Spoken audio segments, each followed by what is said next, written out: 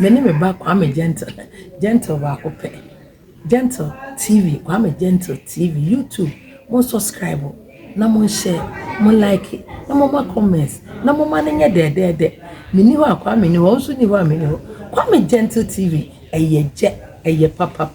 The electrical energy in this auditorium.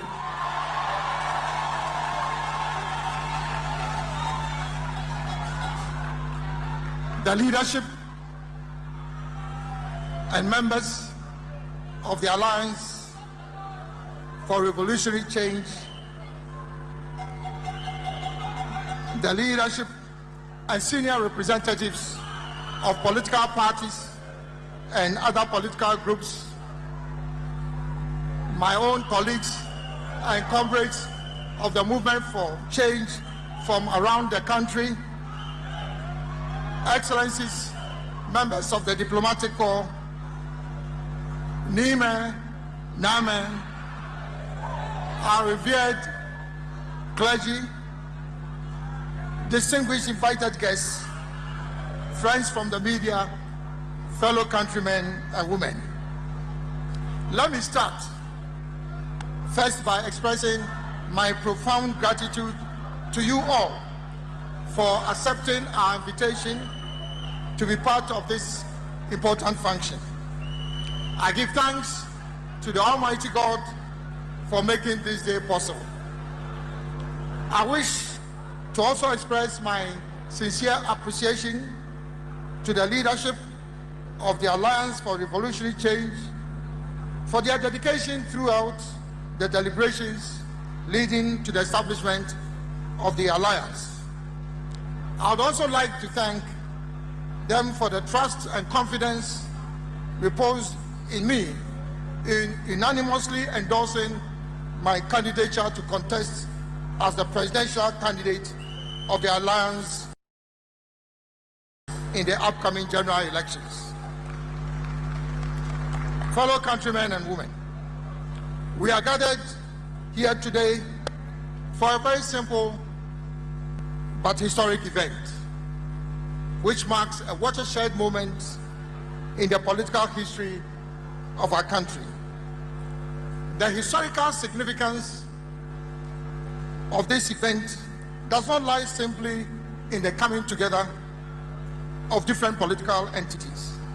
Indeed, we have had alliances and coalitions of political groups at different times in our political history.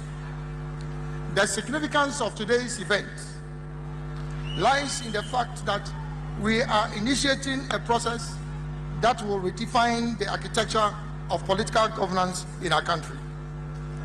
This process, by the grace of God, will lead to the election of the first independent candidate as President of the Republic of Ghana.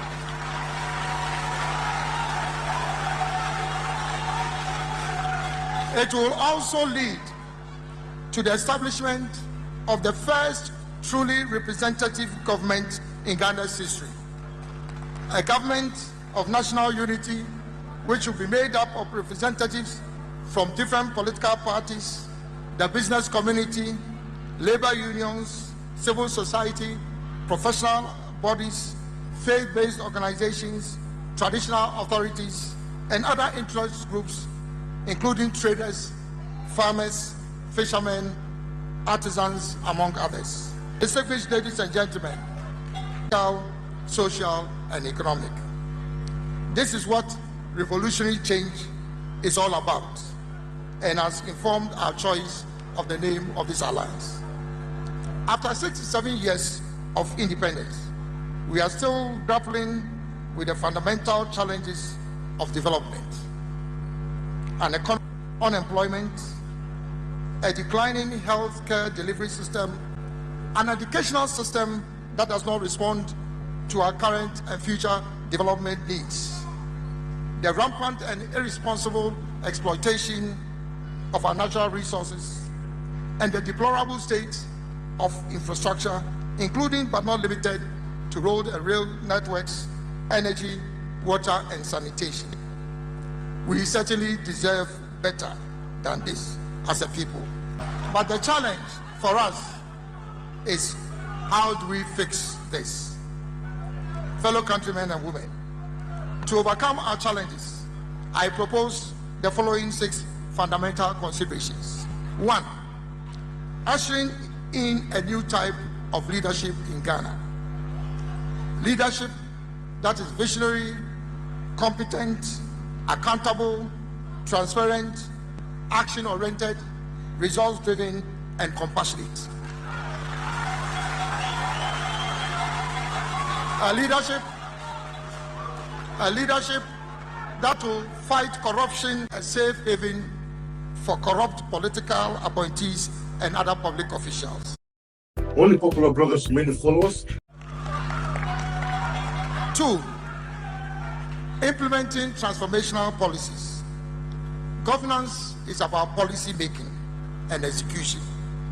What Ghana needs now are transformational policies in all sectors, namely in the macroeconomy, in the productive sectors, including industry, trade, agriculture, tourism, in infrastructure development, in social services delivery, including health, education, and sports, in the responsible management of our natural resources, and in the progressive constitutional reforms to improve governance.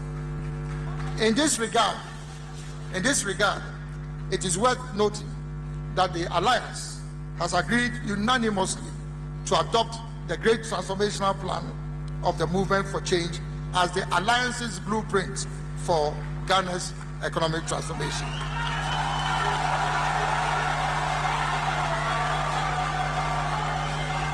Number 3, making private sector the real engine of growth and development. The development of the most powerful economies in the world has been anchored on and driven by a vibrant private sector, strongly supported by government. The private sector in Ghana, including micro, small, and medium enterprises, must be the agents of the building a united Ghana. The divisiveness in our body politic, driven by the duopoly of the two, to overcome this, there's an urgent and critical need for a new political system that will move Ghana beyond the duopoly. This is the only way we can build a truly representative who is elected not on the basis Ghana has a young population with 73% of its population under the age of 35. We cannot, as a nation, reap the demographic dividend without focusing on the group that represents the future of our country. In a similar vein, women constitute over 50% of our population. They constitute the largest section of our farming and trading communities, and in many cases, they are the breadwinners in our households. Gender mainstreaming must therefore be a development imperative if we want to exploit the full potential of our female human resource. Number 6, and last but not the least, inspiring a revolutionary change in the mindset and behavior of Ghanaians could be, to a large extent, attributed to attitudes and behaviors that are not conducive to transformation. The indiscipline, the lack of respect for the rule of law, and the inordinate clamor for wealth is a cancer in our Ghanaian society. For Ghana to transform, we need first to transform our own mindsets. Fellow countrymen and women, these 6 considerations that I've outlined above constitute the driving force underpinning the establishment of the Alliance for Revolutionary Change. Individually and collectively, we, as partners of the Alliance, motivated by these considerations in our quest for political power. In coming together as a group, we have agreed to focus on factors that unite us rather than those that divide us. This, in my view, is what makes this alliance not only a powerful force, but an enduring one. As citizens, we owe it a moral obligation to generations preceding us who sacrificed to build this great nation, and to our children and generations yet unborn to build a Ghana that works, not just, but a Ghana that works for all Ghanaians.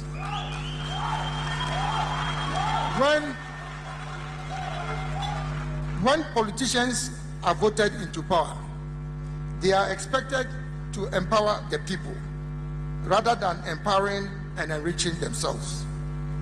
I'm committed to leading an effort when voted as president to create a new political culture in our country that will guarantee equal opportunities for all.